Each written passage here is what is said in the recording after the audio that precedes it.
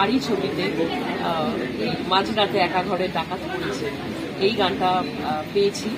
তো thanks to অবশ্যই আমার দুই বন্ধু ইয়াশ রুশাদকে, ওরা ভেবেছে আমাকে এই গানটার সাথে মানে যাতে আমি পারফর্ম করি।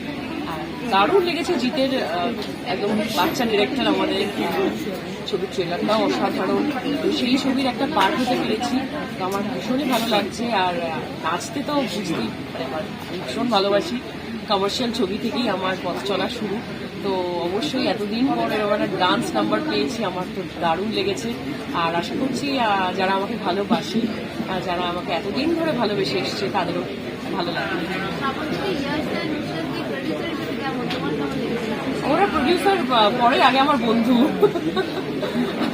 আরে আমরা সত্যি কথা বলতে দুই প্রডিউসারই সেদিন হোল নাইট যখন শুট করছিলাম, ঠান্ডার মধ্যে, বলে দিই সবাইকে, এটা কনকনে ঠান্ডার মধ্যে শুট হয়েছিল আর বেশ ফাঁকা জায়গায়।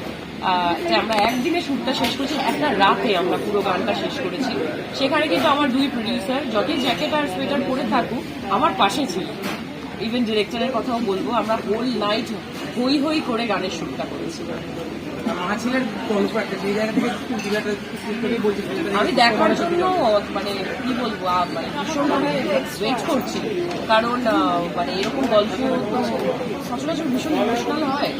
আর মৌসুমী চ্যাটার্জি ম্যামকে আমার ভীষণ ভালো লাগে, কারণ আমি ওনার সাথে একটা কাজ করেছি গয়নার বাক্সতে, যেখানে আমি ডাবল রোল ছিল আমার, ওনার ছোটবেলা প্লাস ওনার নাতনির একটা ক্যারেক্টার আমি করেছিলাম গয়নার বাক্সতে। অ্যামেজিং, মানে ভীষণ মজার মহিলা। আর আমার মতো গজদাত আছে, খুবই ভালো লাগে, ভীষণ মিষ্টি। আর যেটা তোমরা দেখছো আড়িতে, আমরা যেটুকুনি এখনো অব্দি দেখেছি ট্রেলার, একদম মানুষটা অন্যরকমই মজার।